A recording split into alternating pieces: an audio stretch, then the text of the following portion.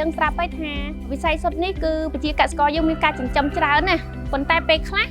គឺផលិតផលមួយហ្នឹងគឺអត់មានការគ្រប់គ្រងតម្លៃហ្នឹងគឺទាបបំផុតអញ្ចឹងហើយនៅពេលដែលខ្ញុំបានបង្កើតឱកាសការងារក៏ដូចជាការកែច្នៃផលិតផលមួយនេះឡើងមក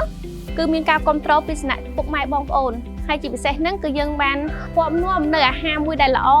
ចែកចាយទៅកាន់ប្រជាជនខ្លួនឯងដើម្បីបរិភោគហើយយើងមានអាជីវកម្មផ្ទាល់ខ្លួននេះផងដែរចា៎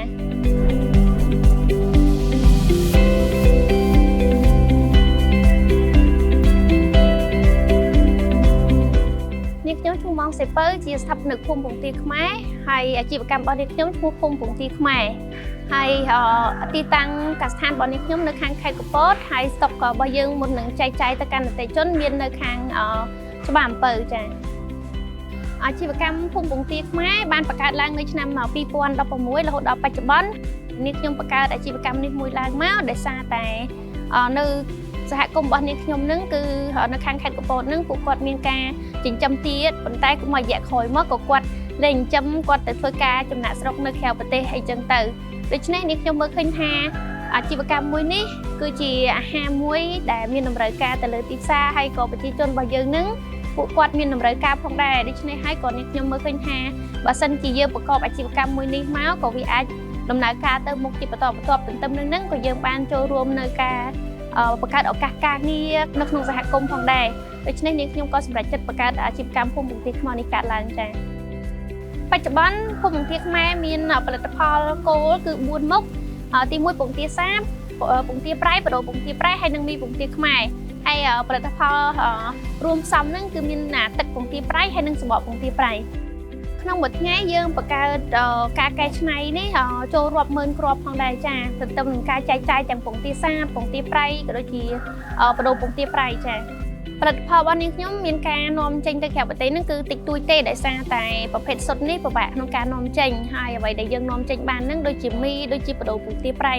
ដោយពុកម៉ែបងប្អូននឹងស្រាប់ហើយថាប្រភេទសុទ្ធនេះក្នុងការនាំចេញទៅក្រៅប្រទេសមួយគឺពិបាកអញ្ចឹងមានតែការផ្ញើតាមរយៈមិត្តភ័ក្តិឬបងប្អូនដែលពុកម៉ែបងប្អូនដែលគាត់គ្រប់គ្រងទៅលើផលិតផលនេះទេចា៎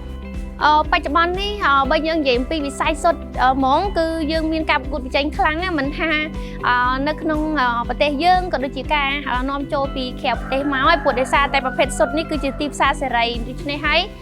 នៅតាមខេត្តយើងនៅក្នុងប្រទេសកម្ពុជាយើងនេះស្ទើរតែគ្រប់ខេត្តទេដែលគាត់មានការចិញ្ចឹមទាក់ទងនឹងសុទ្ធនេះឯងដូច្នេះមានការប្រកួតប្រជែងខ្ពស់មែនទែនប៉ុន្តែអ្វីដែលនេះខ្ញុំនៅតែមានឆន្ទៈមុតមមក្នុងការដើរទៅមុខជាបន្តបន្ទាប់ហ្នឹងដោយសារតែ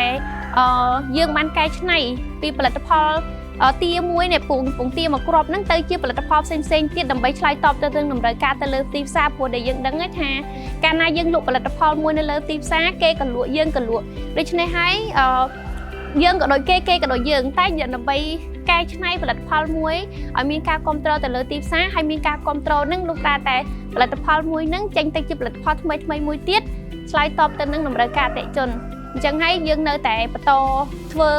អាជីវកម្មមួយនេះក៏ដូចជាកែច្នៃផលិតផលមួយនេះទៅជាផលិតផលសម្រាប់ផ្សេងទៀតតាមដែលអាចធ្វើបានចា៎សម្រាប់នាងខ្ញុំផ្ទាល់តែម្ដងនាងខ្ញុំពិតជាមានមោទនភាពមែនទែនដែលបានបង្កើតអាជីវកម្មភូមិពងទាខ្មែរនេះឡើងមកព្រោះដោយសារតែមិនត្រឹមតែយើងមានមុខរបរមួយជាខ្លួនឯងក្នុងនាមជាស្ត្រីចាទន្ទឹមនឹងហ្នឹងគឺយើងបានចូលរួមចំណែកនៅការបង្កើតឱកាសការងារទៅដល់សហគមន៍ទៅដល់ពុកម៉ែបងប្អូនដែលគាត់ចិញ្ចឹមទាយកសុទ្ធនេះហើយទន្ទឹមនឹងនឹងផងដែរក៏យើងបានបង្កើតផលិតផលមួយដែលជាស្នាដៃកូនខ្មែរហើយមានការគ្រប់គ្រងជាពិសេសវិស័យសុទ្ធនេះឯងជាចុងក្រោយនាងខ្ញុំមានតែម្រាមដៃ10សូមអំពាវនាវទៅកាន់ពុកម៉ែបងប្អូនដែលជាប្រជាជនខ្មែរសូមឲ្យមានការគ្រប់គ្រងផលិតផលនៅក្នុងស្រុកព្រោះហេតុអីវាអត់មានអីល្អជាងយើងមានផលិតផលខ្លួនឯងហើយយើងមានការគ្រប់គ្រងផលិតផលដែលជាប្រជាកសិកររបស់ខ្មែរយើងហើយជាស្នាដៃកូនខ្មែរទេព្រោះកាលណាមានការគ្រប់គ្រងមានការលើកស្ទួយទៅលើវិស័យនេះផងដែរមិនត្រឹមតែជួយទៅដល់ប្រជាកសិករយើងឯងជួយទៅដល់ពុកម៉ែបងប្អូនក្មេងៗជាច្រើនទៀតព្រោះកាលណាដែលគ្រប់គ្រងផលិតផលរបស់ប្រជាជនខ្មែរយើងជួយបង្កើតទាំងការងារបង្កើតទាំងផលិតនៅផលិតផលថ្មីផលិតផលល្អសម្រាប់